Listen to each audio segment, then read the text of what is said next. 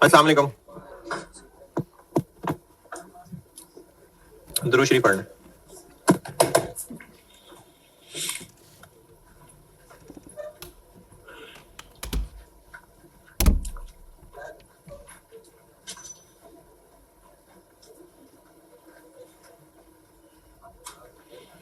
Statement of changes in equity, आइंदा इसको प्यार से सोसी कहा करेंगे। इसका सवाल टेस्ट हो जाया करता है नॉर्मली, आसान है वैसे FR 1 की आसान चीजों में से। Statement of changes in equity, अच्छा इसका बस तारुफी लिंक ये है कि फाइनेंशियल स्टेटमेंट्स के 5 टुकड़े पढ़े होंगे आपने। SOFP, SOCI, changes in equity, statement of cash flows और नोट्स।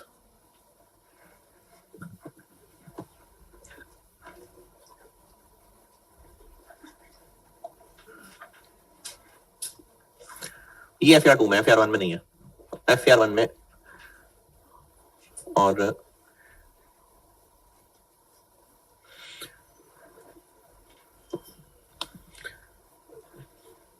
और ये चीजें FR 1 में है। यानी FR 1 में चेंजेस इन इक्विटी है, कैश फ्लोज है और नोट्स हैं, और FR 2 में कैश फ्लो के अलावा बाकी सारे।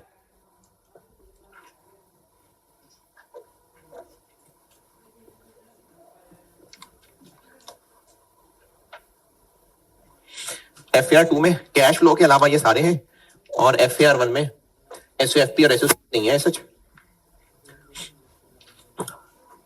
चेंजेस इन इक्विटी है, कैश फ्लोज हैं और नोट्स हैं। नोट्स हम पढ़ चुके सारे IAS के, अलग अलग।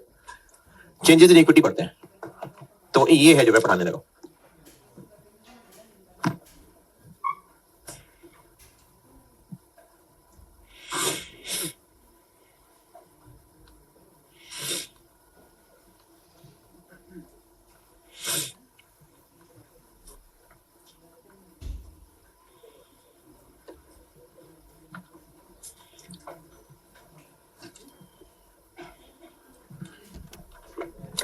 कंपनी की इक्विटी में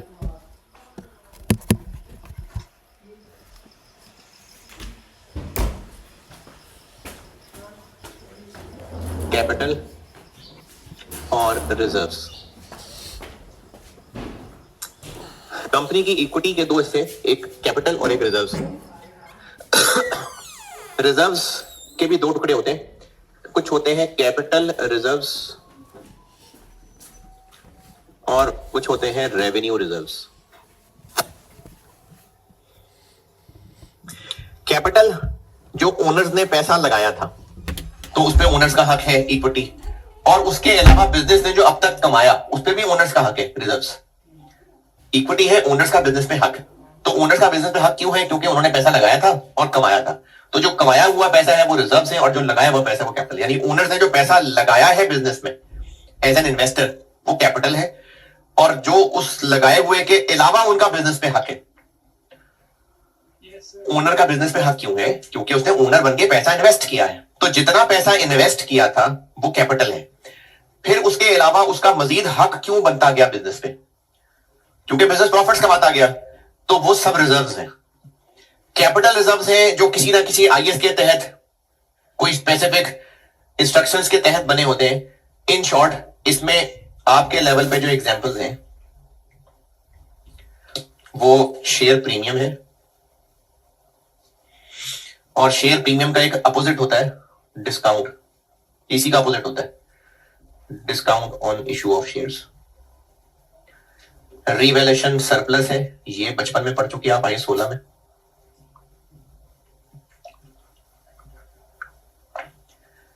ये है जो आपके सिलेबस की चीजें। इसके अलावा और भी हो सकते हैं, ये आपके सिलेबस का नहीं है, वैसे ही सिर्फ मिसाल के लिए नाम लिख रहा हूं।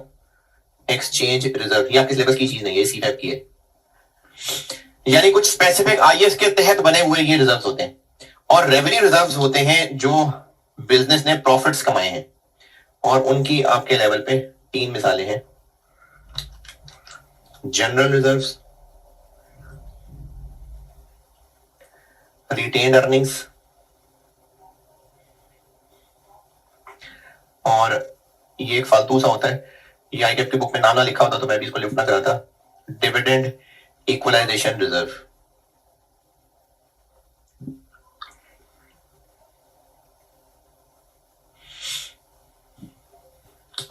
और कैपिटल ये आपके लेवल पे दो हैं, ordinary share capital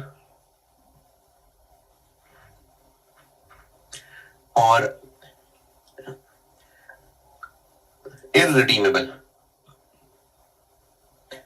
preference share capital.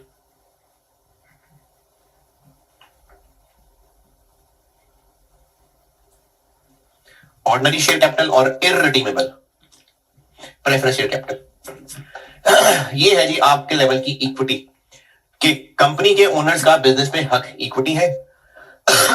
Capital और रिजर्व्स आगे मजीद दो टुकड़ों से, कैपिटल रिजर्व्स और रेवेन्यू रिजर्व्स, जो आपके लेवल की मिसालें लिखी है। Statement of changes in equity, वैसे तो थोड़ी बहुत अभी जिक्र हुआ है आइए स्टेट में, क्या लगता है नाम से, स्टेटमेंट चेंजेस इन इक्विटी। कोई स्टेटमेंट बनाती होगी जिसमें इक्विटी में चेंजेस बतानी होंगी, और इक्विटी में चेंजेस बताने से मुराद है साल के शुरू में इक्विटी कितनी थी, साल के दौरान क्या क्या हुआ, तो साल के एंड पे कितनी है। तो एक स्टेटमेंट है, जिस तरह ये फॉर्मल स्टेटमेंट्स है, सारी फाइनेंशियल स्टेटमेंट्स इनके फॉर्मेट्स हैं, तो इसका भी एक फॉर्मेट है जिसमें ये बताया जाता है कि बिजनेस में ओनर्स की इक्विटी साल के शुरू में कितनी थी, साल के दौरान क्या क्या ट्रांजैक्शन हुई और साल के एंड पे क्या क्लोजिंग बैलेंस है। तो उसके फॉर्मेट तक पहुंचाने से पहले ये मुझे आपको सारी चीजें एक एक करके बतानी होंगी। तो ये इस चैप्टर का एक नक्शा है, हमने जो जो पढ़ना है इसमें मैं सारी चीजें आपको एक एक करके बताऊंगा, फिर उनको समेट के तो चेंजेस इन इक्विटी का फॉर्मेट बताऊंगा। शेयर कैपिटल से शुरू करते हैं, इसको कर ले नोट, फिर शेयर कैपिटल से स्टार्ट करते हैं।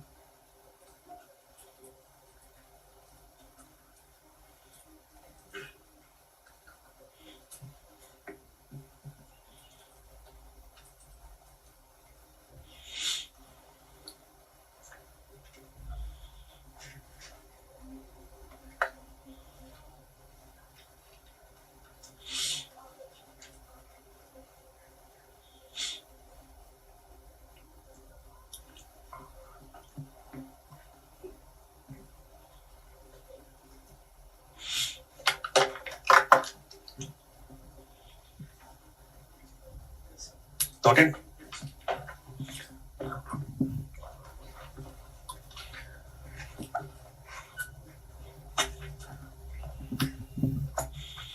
अच्छा इसके, हाँ इधर ही लिख लें, ये रिटेन अर्निंग के ना दो नाम और लिख लें स्लैश करके, या अगर साइड पे जगह है तो। रिटेन्ड अर्निंग्स को एक्यूम्यूलेटेड प्रॉफिट्स भी कहते हैं, एक्यूम्यूलेटेड प्रॉफिट्स, और अनअप्रोप्रिएटेड प्रॉफिट भी कहते हैं।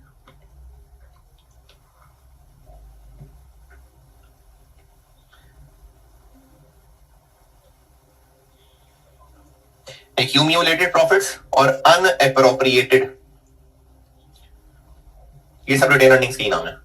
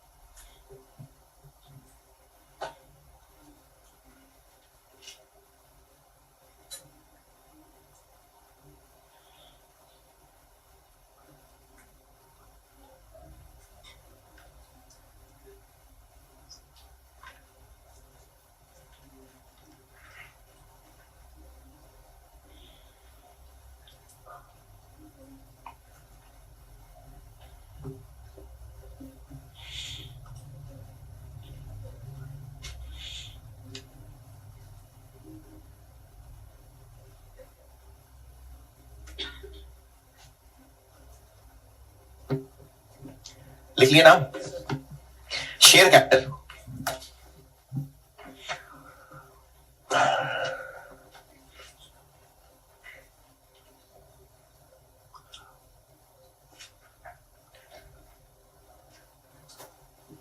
Share capital.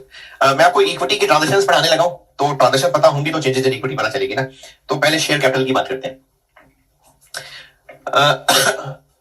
बिजनेस ने जो ओनर्स से पैसा लेना होता है, यानी बिजनेस का कैपिटल, उसके हिस्से करते हैं बहुत सारे, और ये सारे जो ओनर्स हैं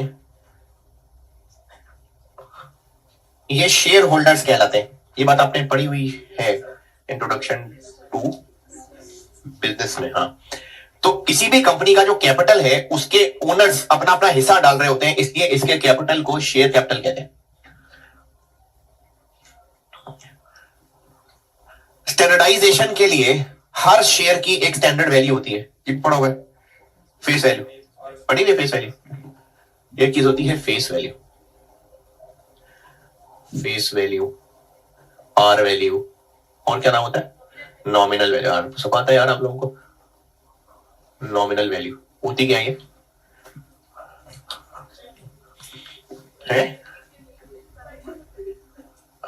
अच्छा ठीक है, बिल्कुल सही है। जैसे करेंसी नोट है, तो 10 रुपए का नोट है तो 11 रुपए का भी हो सकता था, नहीं हो सकता था कि 11 रुपए का नोट बना दे गवर्नमेंट, 100 रुपए की बजाय 90 रुपए का बना दे। तो गवर्नमेंट ने बस स्टैंडर्डाइजेशन के लिए एक सर्टेन डिनोमिनेशन तय कर ली।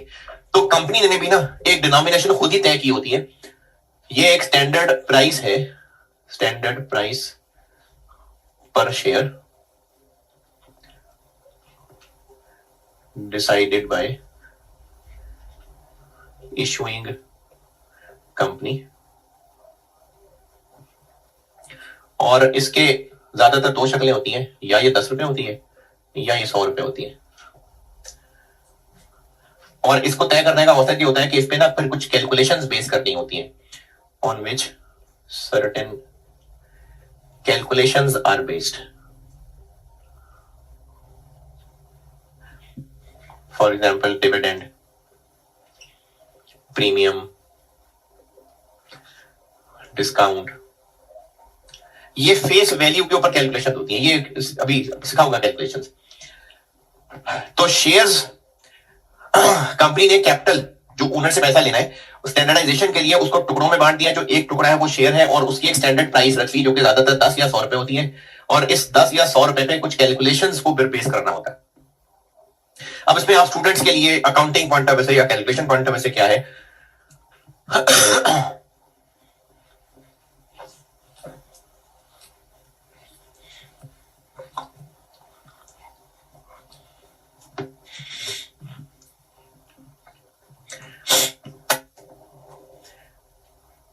अच्छा मैं ना नंबरिंग बस इसलिए कर रहा हूं ताकि एक तरह चेक रहे कि क्या क्या पढ़ा था इस चैप्टर के अंदर। तो मैंने नंबर 1 कह दिया शेयर कैपिटल को। अब उसके आगे फिर टुकड़े बता रहा हूं।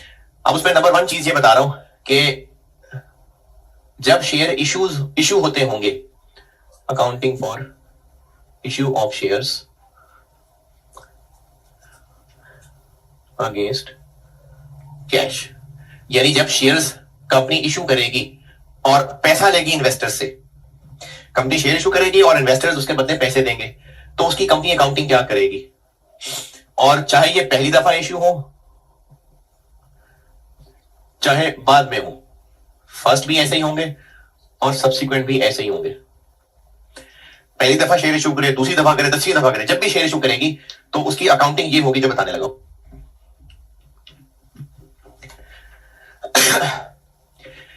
तीन शक्लें हो सकती हैं, या तो इशू एट पार होगा। इसका मतलब यह है कि जिस इन्वेस्टर ने पैसे इन्वेस्ट करने हैं और शेयर की फेस वैल्यू 10 रुपए है, तो वो 10 रुपए देगा और उसको एक शेयर मिल जाएगा। इसको कहेंगे उस इन्वेस्टर को हमने फेस वैल्यू पे ही शेयर इशू कर दिया, इशू एट पार। मिसाल से समझाता हूं entry, company issued 3 million shares at par, that is 10 रुपए। तो कंपनी को पैसे कितने मिलेंगे, 30 और इसका क्रेडिट चला जाएगा शेयर कैपिटल में। Cash debit share capital credit. हो सकता है ये जो नई कंपनी बन रही है ये पहले ही बहुत मशहूर टीम की है और लोग उस टीम के साथ बिजनेस करने को मरे जा रहे हैं, तो फिर वो इस चीज को कैश ऐसे करेंगे कि शेयर इशू करते हुए फेस वैल्यू से ज्यादा पैसे लेंगे। ये पढ़ा है नाम? Issue at premium, issue at नहीं? अच्छा चले कोई बात नहीं। कंपनी को चाहिए पैसे। अच्छा कंपनी, लीगल बहस नहीं करेंगे हम, सिर्फ थोड़ा थोड़ा सा बता रहा हूं। कंपनी जब बननी थी तो कुछ 10-15 लोग होंगे ना जिन्होंने सोच के आइडिया लगाया होगा कि कंपनी बननी है, फिर वो कंपनी रजिस्टर करवाई। अब या तो वही अपने महल्लेदारों या खानदान वालों के साथ मिलके बिजनेस चलाएंगे या आम पब्लिक को भी बुलाएंगे कि आप आए और ओनर बन के पैसा लगाएं। Public company. तो अब जब वो शुरू में कंपनी रजिस्टर करवाने वाले लोग शुरू में कुछ पैसे तो अपनी जेब से लगा लिए, लेकिन अब उनको और पैसा चाहिए, एडवर्टाइज करेंगे। तो जो लोग अब कंपनी में पैसा इन्वेस्ट करना चाहेंगे, अगर ये बहुत अच्छे लोगों का इनिशिएटेड बिजनेस है तो हो सकता है लोग विलिंग हों कि वो इसके लाजमी ओनर बनने को तैयार हैं। तो इस बात को वो कैश ऐसे कर सकते हैं लोग। कौन से लोग? जिन्होंने कंपनी को ओरिजिनली रजिस्टर करवाया है और अब वो और लोगों को इनवाइट कर रहे हैं। तो ये जो मैनेजमेंट है ये 10 रुपए का शेयर 10 रुपए से ज्यादा में भी इशू कर सकती है। तो वो नए लोग क्यों इतने पैसे देने के लिए तैयार हो रहे हैं? बस बनना चाह रहे हैं वो उसके ओनर, या कंपनी ऑलरेडी स्टैब्लिश्ड है और नए शेयर मजीद इशू करना चाह रही है। तो अगर कंपनी स्टैब्लिश्ड है और महंगे शेयर इशू करना चाहे तो इसको कहते हैं इशू एट प्रीमियम।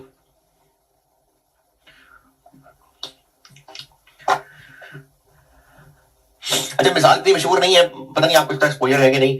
ये शादी पे, ईद पे नए नोटों की गड्डी चाहिए होती है। तो अगर वो 1000 के नोट हैं तो जहां से गड्डी जाके खरीदेंगे तो ज्यादा महंगी मिलेगी। अब उसकी फेस वर्थ वही होगी जो कागज के ऊपर लिखी हुई है, लेकिन वो महंगी मिलेगी। तो कंपनी अपने शेयर इशू कर रही है एट प्रीमियम। तो जो शेयर इशू हो रहा है उसकी फेस वैल्यू 10 रुपए ही है, लेकिन पैसे लेने वाले से हम कह रहे हैं जी 12 रुपए दे दो, तो इसको कहेंगे issue at premium. Company issued 4 million shares eight a premium of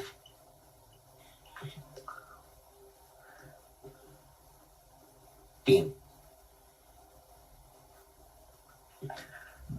और अगर मैं मिसाल फेस वैल्यू वही 10 रुपए ही रखूं तो कंपनी को टोटल कैश कितना मिलेगा?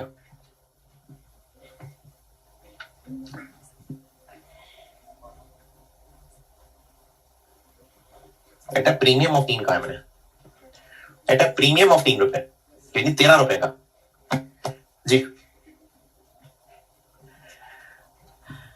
फेस वैल्यू डिसाइड ही इसलिए की थी क्योंकि उसके ऊपर ना कुछ परसेंटेजेस लगानी होती है, तो इसलिए अकाउंटेंट शेयर कैपिटल में फेस वैल्यू ही क्रेडिट करेगा। ये हमेशा फेस वैल्यू पे ही क्रेडिट होगा।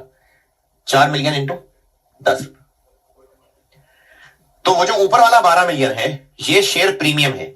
तो ये इस कंपनी ने कोई इनकम कमा ली है। क्यों? ये तो ओनर से ही पैसा लिया है, तो इसलिए ये एक्स्ट्रा पैसे कोई इनकम नहीं है। इक्विटी ग्रुप ही का एक अकाउंट शेयर प्रीमियम है, ये इक्विटी ग्रुप के अंदर ही होता है, तो ये शेयर प्रीमियम है।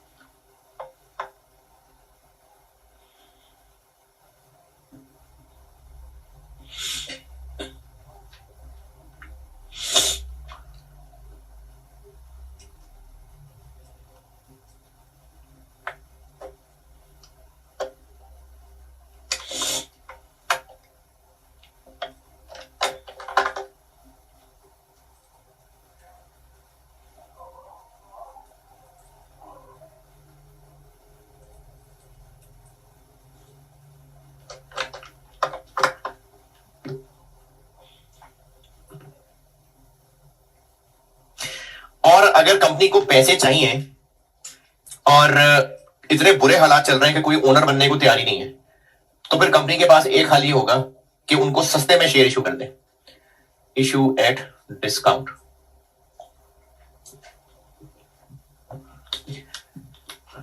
मिसाल के तौर पे एक कंपनी ने 2 मिलियन शेयर इशू किए एट अ प्राइस ऑफ 7 रुपए। कैश कितना मिला?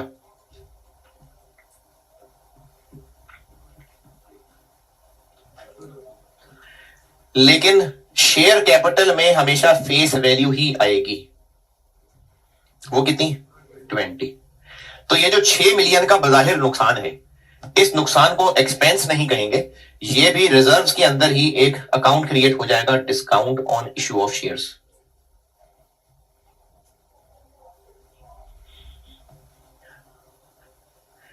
$6 मिलियन। तो ये issue of shares against cash का मतलब है कंपनी शेयर इशू कर रही है और उसको कैश मिल रहे हैं, इन्वेस्टर्स दे रहे हैं। तो ये 3 ही बातें हो सकती हैं, issue at par, issue at premium या issue at discount.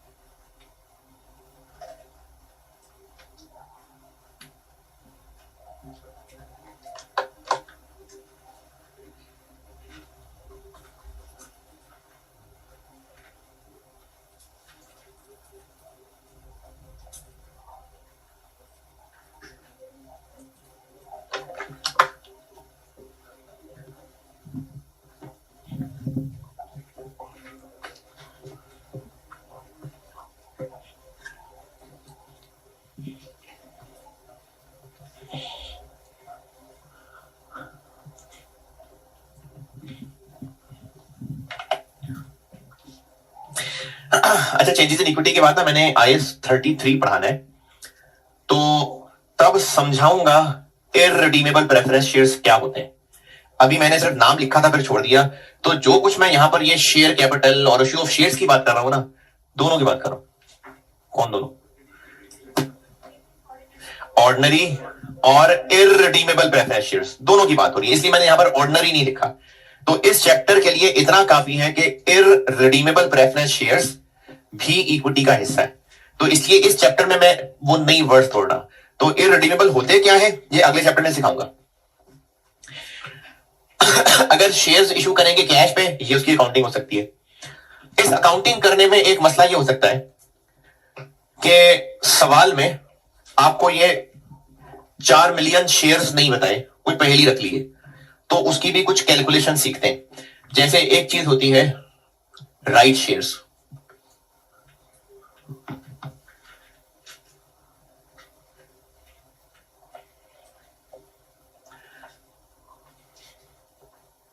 Right shares. Right shares का नाम सुना ही नहीं है? लेफ्ट शेयर्स, लेफ्ट शेयर कोई नहीं होते, राइट शेयर्स होते हैं। राइट ये हक वाला राइट है। राइट शेयर्स होते हैं कि बाय लॉ जब किसी कंपनी ने दोबारा से शेयर इशू करने हैं ना, तो पहला हक एग्जिस्टिंग शेयर होल्डर्स का है, तो इसलिए उन्हीं को ही पूछेंगे कि आपने और पैसे लगाने के नहीं, तो इसलिए उनको राइट शेयर्स भी कहते हैं। तो राइट शेयर्स होते हैं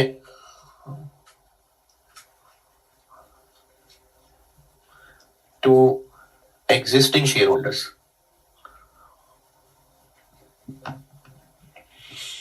हाँ, अब मैं जब राइट शेयर्स की बात कर रहा हूं ना, तो ये ऑर्डिनरी ही की बात हो रही है। ये मैंने ऑर्डिनरी कह दिया, ये ऑर्डिनरी ही की बात हो रही है।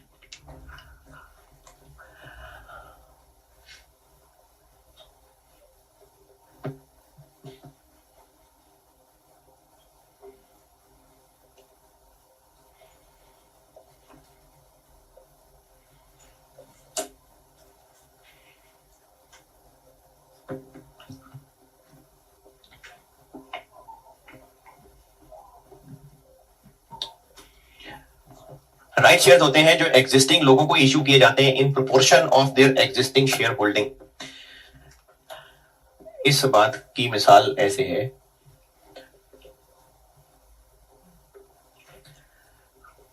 a company has an issued share capital of 20 million, out of which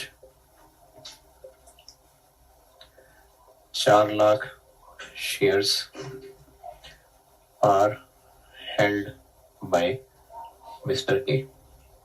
एक कंपनी के 20 मिलियन शेयर्स हैं ऑलरेडी, और उसमें से 4 लाख शेयर्स मिस्टर ए के पास है।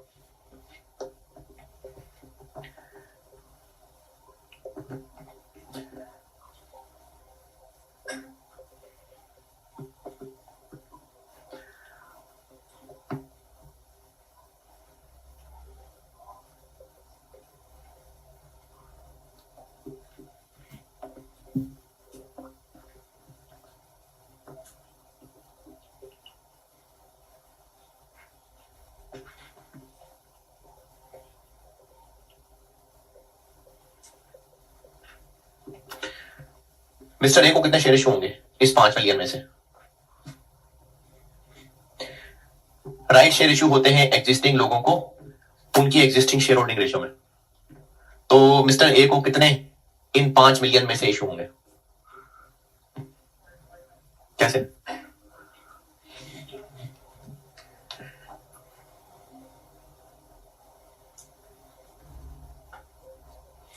मिस्टर ए की पहले इस वक्त एग्जिस्टिंग होल्डिंग कितनी है? 4 लाख आउट ऑफ 20 मिलियन। तो फिर 5 मिलियन में से इसको कितने मिलेंगे? 1 मिलियन मिल जाएंगे? नहीं यार, 1 मिलियन मिल जाएंगे ना यार, 1 लाख मिलेंगे। ये मतलब है एग्जिस्टिंग शेयर होल्डिंग परसेंटेज का। अच्छा, आपको सवाल में एक बंदे के शेयर नहीं निकाले, मैं आपको सिर्फ ये एग्जिस्टिंग शेयर होल्डिंग समझाना चाह रहा था कि जिन जिन लोगों के पास जितने जितने शेयर्स हैं उसी रेशियो में उनको नए शेयर्स मिलेंगे। तो इसलिए इनको राइट शेयर्स कहते हैं कि एग्जिस्टिंग ओनर्स का राइट होता है। अब इसमें FR1 के लिए एग्जामिनेबल बात यह है कि आपको ना ये 5 मिलियन क्लियरली नहीं बताए हुए, तो फिर इनके लिए क्या क्या पहेलियां हो सकती हैं, उसके 2 तरीके नॉर्मली हो सकते हैं। अगर company right shares 5 million issue करना चाह रही है और सवाल में आपसे बात छुपा के रखी हुई है, तो इसकी ना 2 पहेली की शक्लें हो सकती हैं। 5 मिलियन को 20 मिलियन से डिवाइड करिएगा, यानी 25%। नए शेयर्स एग्जिस्टिंग शेयर्स के 25% के बराबर हैं। अच्छा, और 5 मिलियन और 20 मिलियन की रेशो लीजिएगा, परसेंटेज की रेशो 1:4। तो ये 2 तरीकों में से कोई एक तरीका बताया हुआ हो सकता है। कैलकुलेशन ऑफ राइट शेयर्स के लिए डिपेंड करता है सवाल में आपको क्या पहेली पूछी है। हो सकता है if right issue is given as a percentage, या फिर if right issue is given as एक नंबर होगा फॉर, फिर दूसरा नंबर होगा, यानी x for y, 2 for 5, 1 for 3, एक डिजिट फॉर फिर दूसरा डिजिट।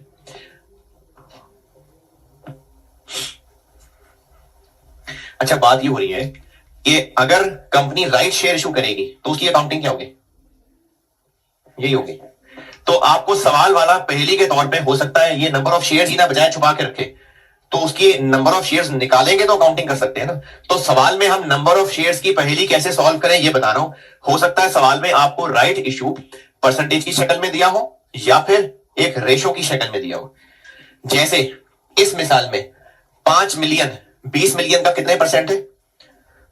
25% ना। तो आपको सवाल वाला 5 मिलियन की बजाय कहेगा company wishes to make a right issue of 25%। तो 5 मिलियन कैसे निकालेंगे? 20 का 25% ले लेंगे। या फिर सवाल वाला कहेगा company made a right issue of 1/4। तो 20 मिलियन को 1/4 से मल्टीप्लाई कर लेंगे। तो सवाल में दो ही शक्लें हो सकती हैं। तो अगर ये शक्ल हुई तो हम लोग राइट शेयर्स निकालेंगे एग्जिस्टिंग शेयर कैपिटल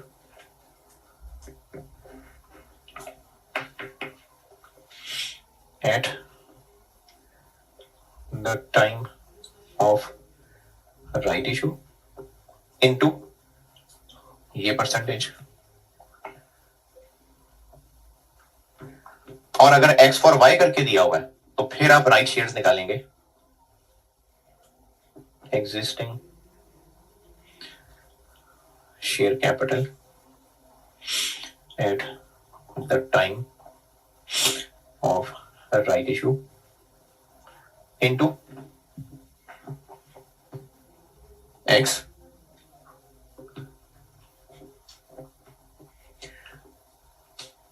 जो फॉर से पहले लिखा होगा उससे मल्टीप्लाई, जो फॉर के बाद लिखा होगा उससे divide.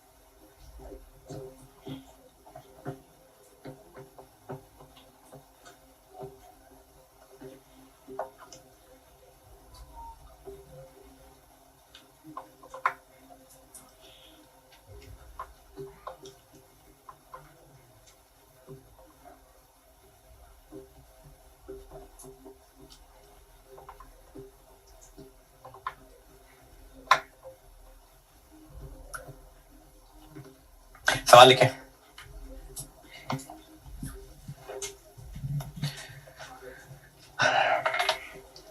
Share capital balance, share capital balance as at, share capital balance as at 1 January 24,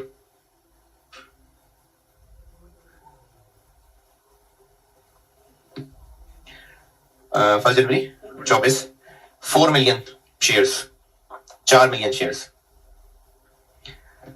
ये ओपनिंग बैलेंस था। इशूड शेयर कैपिटल इतना था।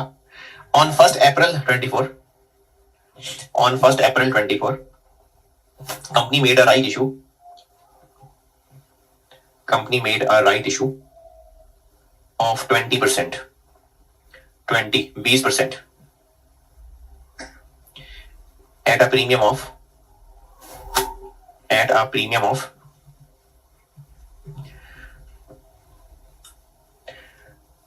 अच्छा, ये भी ना मैं सवाल में ही डाल लेता हूं। हाँ, इस सवाल में डाल देता हूं, इसी में प्रैक्टिस हो जाएगी। इसी पेज के नीचे कहीं नुक्कड़ में ना एक नोट लिख लें, अपने अल्फाज में लिख लें, उर्दू इंग्लिश पंजाबी पश्तो जैसे लिखना है लिख लें। जब कंपनी शेयर इशू कर रही होगी तो शेयर इशू करने पर ना खर्चा भी हो सकता है। खर्चा क्यों हो सकता है? कोई अखबार में चार्ज देना हो सकता है, कोई लीगल एडवाइजर की फीस हो सकती है, कोई ब्रोकर की कमीशन हो सकती है। तो शेयर इशू करने पे खर्चे हो सकते हैं। तो पेज पे ना कहीं नुक्कड़ में आप ये बात लिख लें कि share issue cost if there is balance in share premium, if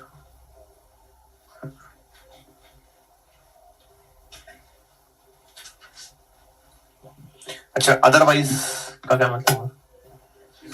जब शेयर प्रीमियम बैलेंस, चलो समझदार बच्चा, ठीक है। तो अगर शेयर प्रीमियम में बैलेंस है तो जो शेयर इशू के खर्चे होंगे ना वो शेयर प्रीमियम में से ही नेट होंगे। इस फल पे शाख लगा लें, अगर शेयर प्रीमियम में बैलेंस है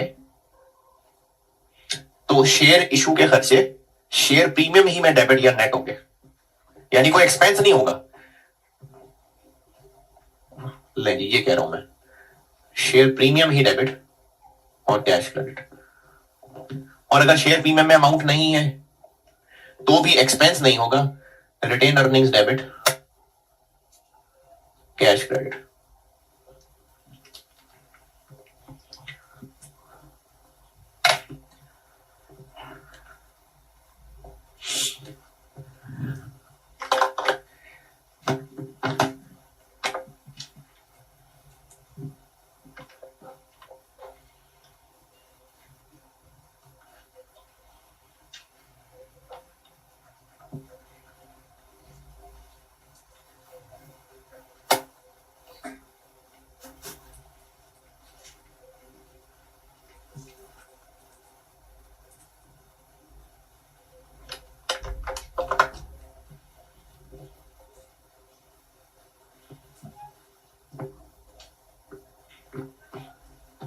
ये लिखा। चले, सवाल कहां तक पहुंचा? At a premium of,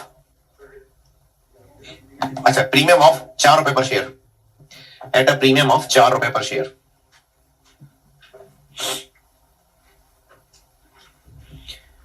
issue costs incurred, issue costs incurred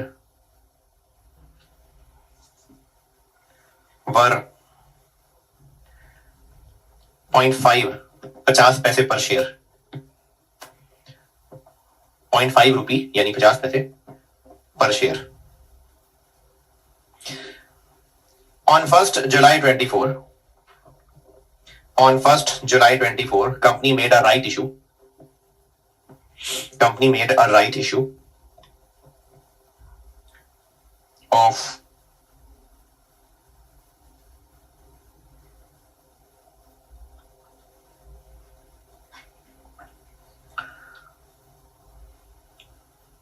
$1 for 3, 1 for 3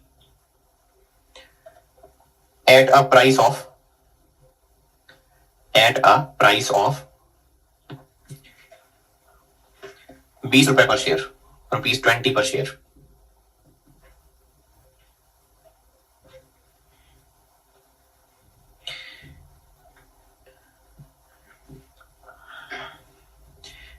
issue costs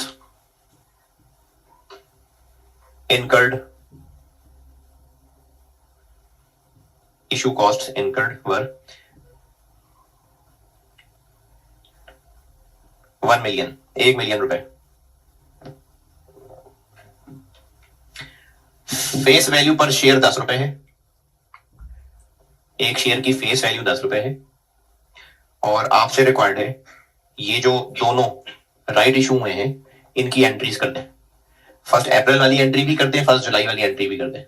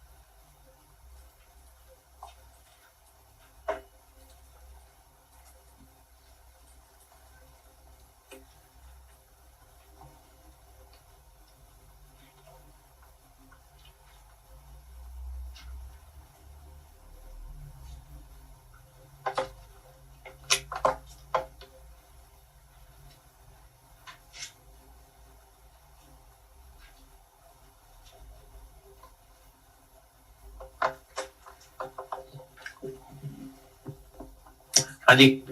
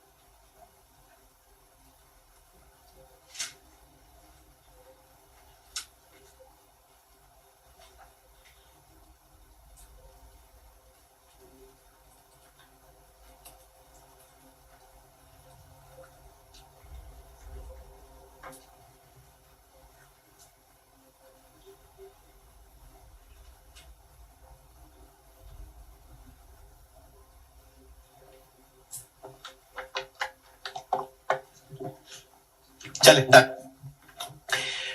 entry करने के लिए नंबर ऑफ शेयर्स तो पता चले पहले। तो साल के शुरू में 1 जनवरी 24 को ओपनिंग बैलेंस कितने शेयर्स थे? मिलियन ही चले, 4। फिर उसके बाद 1 अप्रैल 24 को कितने राइट शेयर इशू हुए? तो 4 का 20%, 0.8। अगली बार जब राइट शेयर इशू होने लगेंगे तो उस वक्त पहले से 4 नहीं 4.8 मौजूद है। तो इसलिए 1 जुलाई को जब राइट शेयर्स कैलकुलेट करेंगे तो 1/3 किससे मल्टीप्लाई करूं? 4.8 से, 1.6। तो ये हमें राइट शेयर्स की तादाद निकालनी पड़ेगी। इसमें कोई एतराज? एंट्रीज बना लेते हैं। 1 अप्रैल को कितने शेयर इशू कर रहे हैं हम? 0.8 मिलियन ना। तो 0.8 मिलियन इशू कर रहे हैं और कितने रुपए पे? 14 रुपए पे, और 50 पैसे इशू कॉस्ट पड़ रही है, तो 13.5। इशू करते हुए 50 रुपए खर्चा भी पड़ रहा है, तो नेट हमें इतने रुपए मिल रहे हैं। अलग एंट्री भी कर सकते हैं जी। 10.8। शेयर कैपिटल में ना फेस वैल्यू ही जाएगी हमेशा, तो वो तो 10 रुपए ही जाएगा, 8। और ये जो ऊपर है 2.8, ये शेयर प्रीमियम। तो इशू कॉस्ट नेट करने से फायदा क्या हुआ कि शेयर प्रीमियम ही नेट अमाउंट से आ गया। अभी जो इशू कॉस्ट के बारे में बताया था, तो शेयर प्रीमियम आज ही नेट गया। अगर किसी ने इशू कॉस्ट की एंट्री करनी है अलग, वो भी सही है, कोई मसला नहीं है। 14 रुपए से अलग कर दें और 50 पैसे की अलग कर दें। इस एंट्री पे बताइए एतराज। फिर उसके बाद 1 जुलाई, 1 जुलाई को कितने शेयर इशू किए? 1.6। ये निकाल लिया ना, 1/3 दोबारा क्या करना है? 1.6। एक शेयर कितने रुपए का? 20 का। और ये बन जाएगा कितना? 32, और 1 मिलियन इशू कॉस्ट है।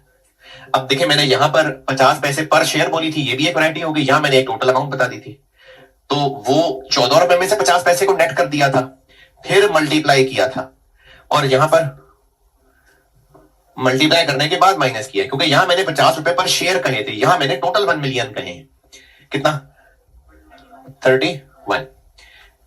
चाहे शेयर्स इशू प्रीमियम पे हो चाहे डिस्काउंट पे हो, शेयर कैपिटल में हमेशा फेस वैल्यू ही आएगी।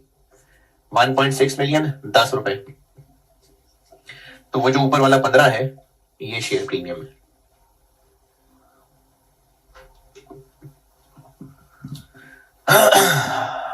देख, नहीं, शेयर प्रीमियम उस ट्रांजेक्शन में तो मौजूद है ना, उस ट्रांजेक्शन में तो आ ही रहा है ना शेयर प्रीमियम।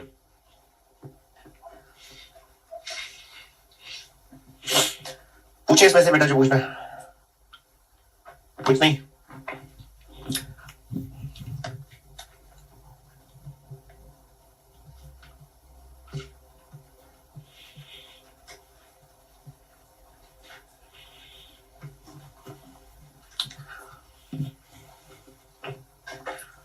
बोनस शेयर्स पढ़े इंट्रोडक्शन टू बिजनेस में? नहीं, थोड़े से कितना? अच्छा अच्छा, टैक्स में पड़े। ये होते हैं मुफ्त के शेयर्स। बोनस शेयर्स होते हैं, bonus shares are issued, tax में बोनस शेयर्स पड़े।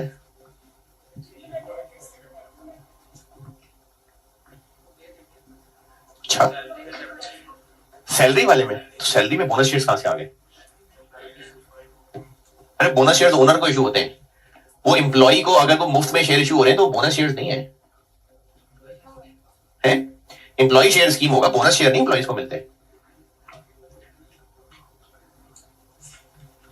अच्छा,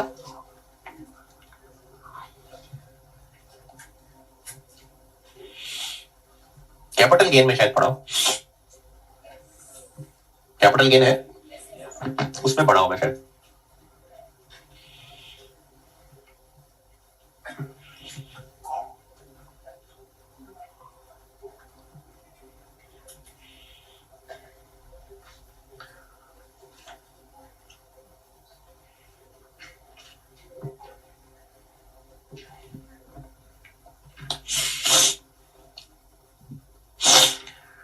बोनस शेयर्स होते हैं मुफ्त के शेयर्स।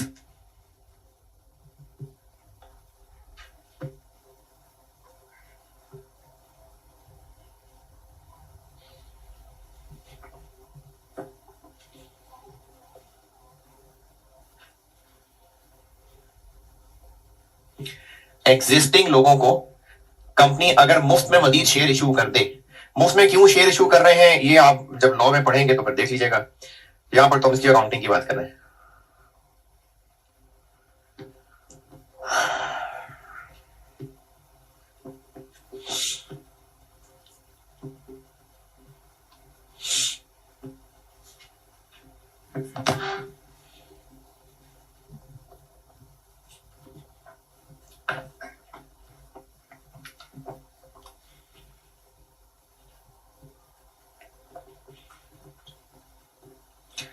अच्छा, अब ये है मुफ्त के शेयर्स, लेकिन असली शेयर्स हैं, प्लास्टिक के नहीं, ये दोबारा नहीं लिखा है पेपर, है असली वाले शेयर्स, तो इनकी भी कोई ना कोई अकाउंटिंग होगी। तो अकाउंटिंग करने के लिए पहले उनकी कैलकुलेशन होनी चाहिए, यानी आपको सवाल में नंबर ऑफ बोनस शेयर्स अगर नहीं बताए तो फिर पहेलियां हो सकती हैं।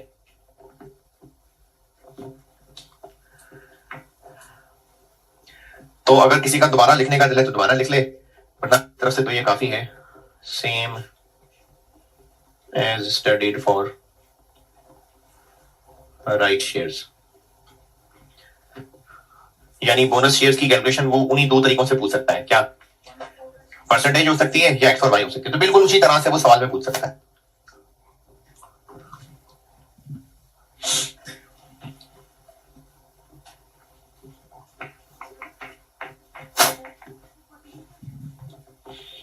कितने 14, 4 रुपए प्रीमियम पे इशू किए थे ना, तो 14 रुपए, फेस वैल्यू 10 थी।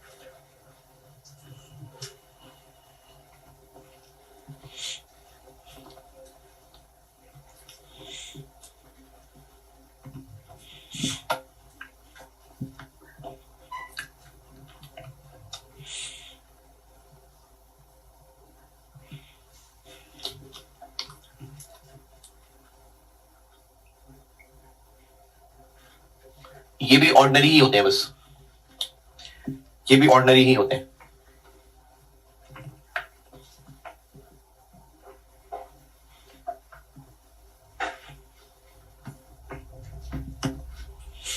राइट शेयर्स के साथ खाता ना ऑर्डिनरी, ये भी ऑर्डिनरी होते हैं।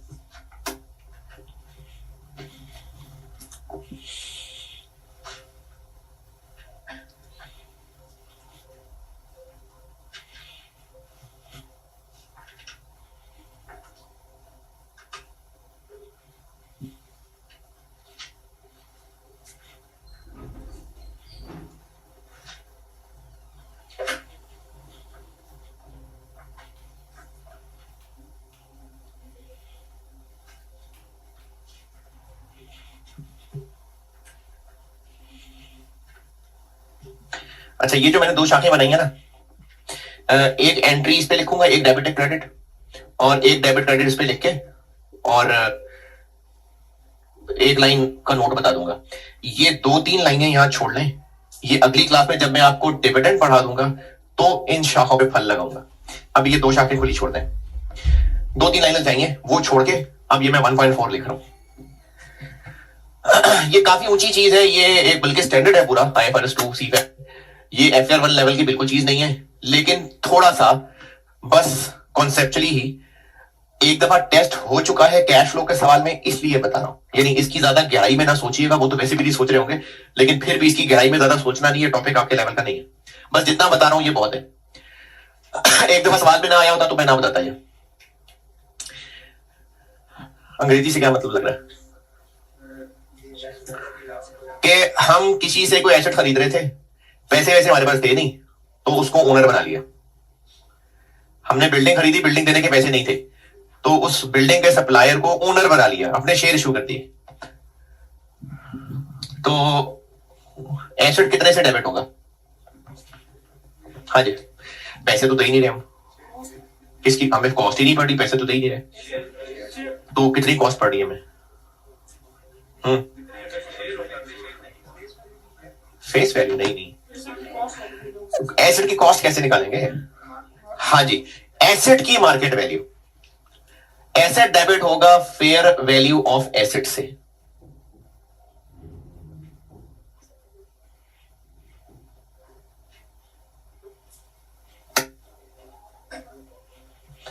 उस वक्त एसेट की जो फेयर वैल्यू थी, एसेट तो से डेबिट होगा, और पैसे तो नहीं दे रहे हम, तो क्रेडिट क्या होगा?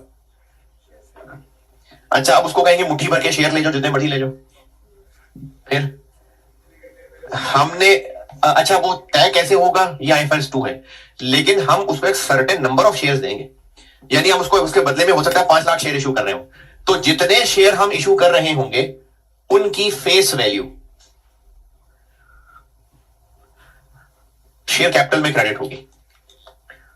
पार value of shares issued to seller. Seller को हमने जितने शेयर इशू किए इस ट्रांजेक्शन में, उनकी पार वैल्यू से कैपिटल क्रेडिट। और यकीनन यकीनन ये डेबिट ज्यादा ही होगा, यानी एसेट की वर्थ इससे ज्यादा ही होगी, तो वो जो डिफरेंस है वो शेयर प्रीमियम, ये बैलेंसिंग फिगर होगी।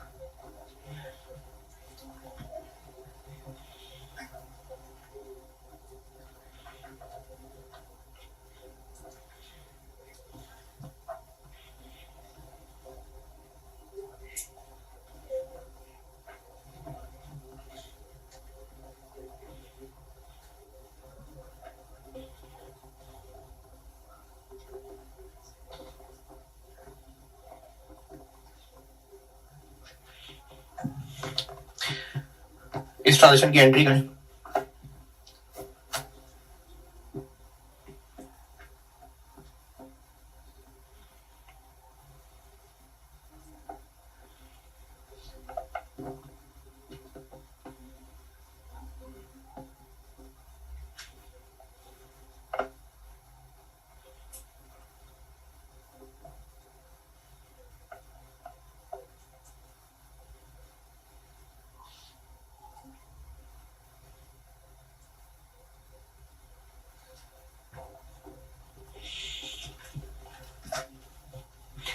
जी प्लान कितने से डेबिट? 240 से। और शेयर कैपिटल कितने से? 200 से। और शेयर प्रीमियम 40 से।